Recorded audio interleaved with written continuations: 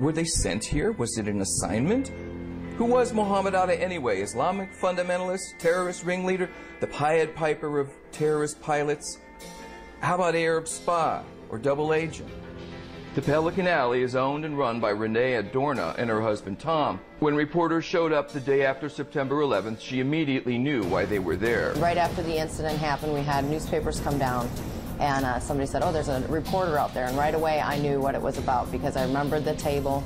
Tommy knew, Jeff knew, we said right away, and then he didn't even really, he showed one picture and we knew immediately. There was 3 and they all looked of the, I guess, Egyptian, like kind of dark skin, dark hair, lots of jewelry, lots of jewelry. They're dressed like in Florida type shirts, you know, the silk with the pattern and that kind of thing. And I could have swore there was a cross. The one guy had the big cross, you know, the big gaudy gold cross thing, I thought, but I'm not sure now, but I know it was just, he had the big watch on. When you saw pictures afterwards, did you recognize all 3? One? No, just one. I only recognized one of them. The Attar, I guess is his name. The ring? Yeah. The guy with the 1,000-yard stare. Right. He barely spoke a word to me, but when I'd come over, I'd be like, geez, what's his problem? Because he had that really mean look on his face all the time, like he was very unhappy. So, you know. I keep hearing that. So, I mean, he never really spoke. And then the other guy was a heavier set guy who did all the talking, you know, with me anyway. Was very outgoing, was very, you know, pleasant, actually. So. And who was Atta arguing with? The big guy. The heavy set guy. And actually, the big guy was actually yelling at the other guy. Atta and his young sidekick weren't arguing over the proper interpretation of the Quran. They were loud, you know, making comments at the hand on the table, this kind of thing. We're talking $200,000. We have to answer to the family. I thought it was mafia. You know, like when I'd walk by, and I tried to stay away from the table, pretty much, and then went and told the owner and the manager, you better watch this table. They're getting a little out of hand. They came in into the office and said there was 3 gentlemen out here getting very loud and having arguments amongst each other, and she was afraid that it might get too out of control, so she came and got me, and I came out here. They were sitting right here. The way they were sitting was, the one guy was on one side, the other guy was here, and then the big guy, he wasn't even in the booth. He was sitting on a chair on the outside here. He was a pretty big guy. And he was doing most of the talking and just kept talking and saying stuff to them and kept hearing about money and things about money. And the other guy that I guess was the main guy, he wasn't saying a word. He just sat there with a look on his face the whole time. The FBI come see you? No. 2 newspapers, that was it. But nobody, no. No cops, no Venice police? No. And they were right down the street at the house. The house was right down the block that they had rented, so they never came over here to see us. Did the FBI come talk to you afterwards? Did what? Did the FBI come talk to you afterwards? No, actually only newspaper people. Strange? Yeah, I did, because we thought, you know, they might want some information or something, but maybe they already had everything that they needed. Yeah. The FBI never finished its investigation into the September 11th disaster. Their work was halted by President Bush in an effort, he said, to free more manpower for the anthrax investigation. Well, the anthrax is behind us now. 3,000 dead people command us to find the truth about how it is they came to die on September 11th in the year 2001. And it's the search for that truth that's brought us here, where on these runways, barely 18 months ago, Mohammed Atta joined the Venice Flying Circus. They kept repeating this line again about the Prague meeting between Mohammed Atta and Iraqis. Fred Barnes wrote a piece called Mohammed Atta Was Here, in which he accused the meeting of happening and having photographic evidence for it, as well as alluding that the Iraqis may have passed biological, chemical, or even nuclear weapons to Al-Qaeda. Of course, no such photo existed, because Atta was never there, and the Iraqis had no biological or chemical weapons to give. But this Zionist cabal would not be the only ones to try and make these claims. The Israelis would also do so, which we will cover later. It is clear that Israeli firsters within the U.S. falsely linked Iraq to the 9/11 attacks. This would be done so again in the letters for the anthrax attacks, which were also initially blamed on Al-Qaeda, which read "Death to America" and "Death to Israel." I think you can start to see the clear picture coming around here. This isn't simply a case of the Israelis using a crisis to their advantage.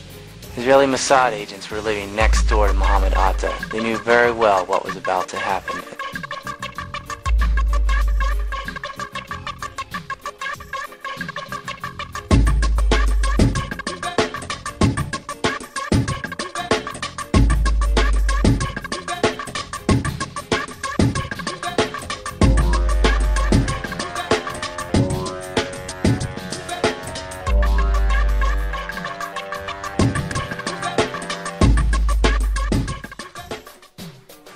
military-industrial complex is multinational.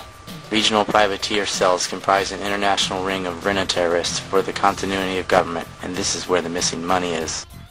Key players in the U.S. had legislation pre-written ready to push through Congress the moment after the crisis began.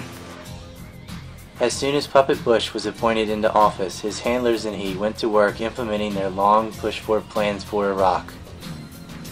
War was a foregone conclusion. I pointed out in my book that Bush and Blair bombed Baghdad just 27 days after Bush was sworn into office. It only took Obama a mere 3 days to bomb Pakistan. The only thing changing between Bush and Obama's imperialism was the logo and the brand name.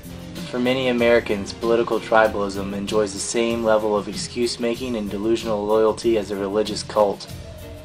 Every crime that one team does is suddenly okay once it's their team doing it, even though it's the same crime. In psychological terms, this phenomenon and type of behavior is called being an idiot. It is easy to lie to an idiot. Thus, idiots choose liars for leaders. It becomes a cycle of choosing between two evils, because you know there are too many idiots to stray away from the path set before them by television. Not only is war by deception, warmongering uses deception as well. However, idiots cannot retain information long enough to remember the lies, so by the next election, they repeat the process. Maybe I'm missing something here. I mean, we're going to have kind of a nation-building corps from America? Absolutely not. Our military is meant to fight and win war. That's what it's meant to do. And when it gets overextended, morale drops. But I'm going to be judicious as to how to use the military. It needs to be in our vital interest, the mission needs to be clear, and the exit strategy obvious.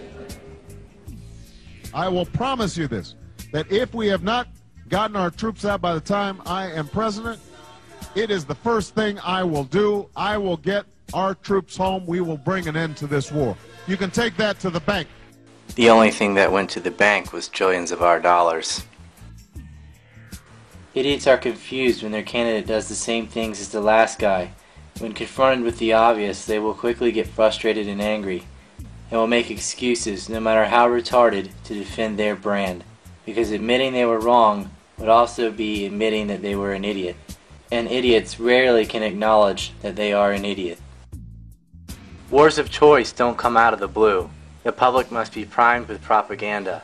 Even idiots need a pretext, some slogan to memorize that they can pull out if questioned. Resource wars always need some ideological cloak to mask their naked imperialism. War profiteers can make money off any war, so why specifically attack Iraq? Some will say it was for oil. The problem with that is it's ignoring many facts. It wasn't ExxonMobil creating myths about Niger. It wasn't Chevron Texaco saying Iraq got anthrax from 9/11 hijackers. It was Israeli security forces. It wasn't BP meeting with Israeli generals to discuss the war. It was the OSP. It wasn't Big Oil screaming about weapons of mass destruction. It was PNAC. Iraq was a threat to Israel, not America. And each pre-war lie was a PNAC talking point, going as far back as the 90s. PNAC's script for war was verbatim the rhetoric used by the administration to usher in a war with Iraq. What was PNAC? PNAC was the Project for a New American Century, a neoconservative think tank comprised of Zionists with prominent positions in the media and government. They published a large work of lies, but because of the Pentagon-press relationship, their deceptions got to be front and center on the news channels. And with the clout of 9/11 being used as an emotional club to beat down dissenting voices, they got their way. This was a war for and by Israeli interest. The rationales for the war would flip-flop several times, but each pre-invasion lie had its roots with the PNAC cabal.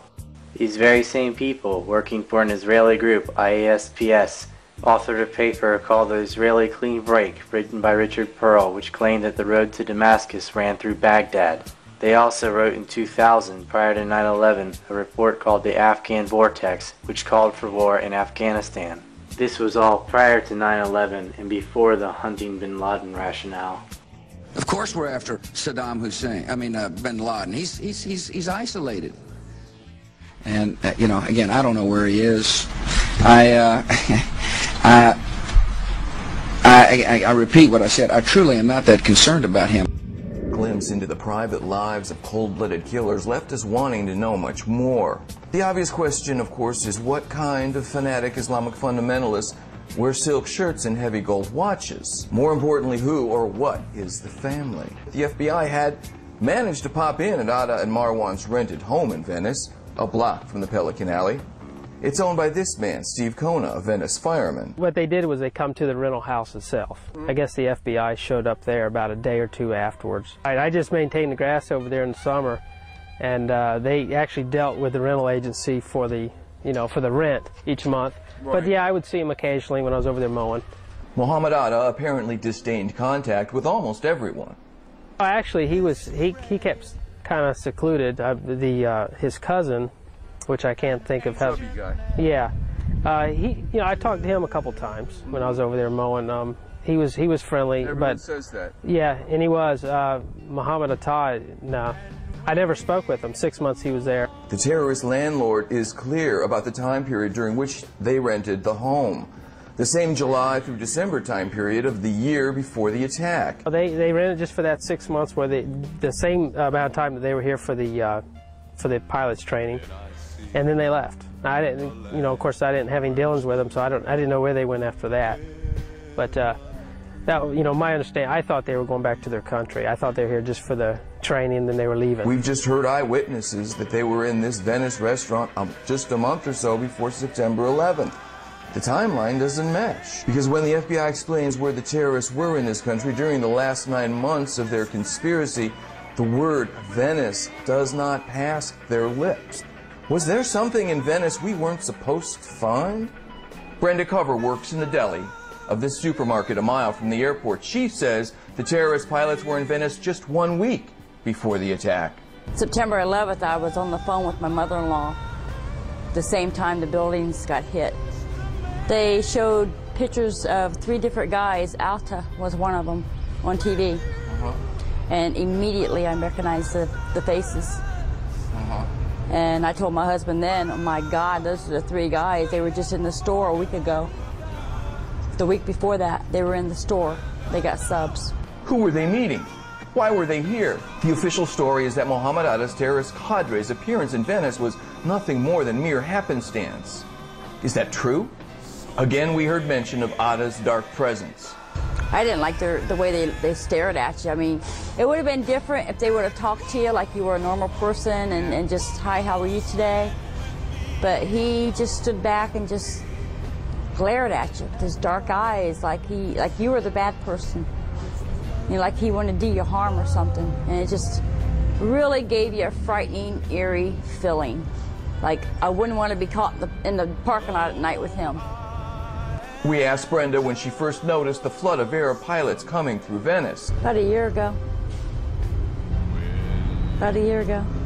Was it just happenstance that so many young Arab men began arriving in Venice for pilot training, all at about the same time? Because if it wasn't, then something else was going on in Venice, Florida. Something which the FBI may be doing its best to ignore.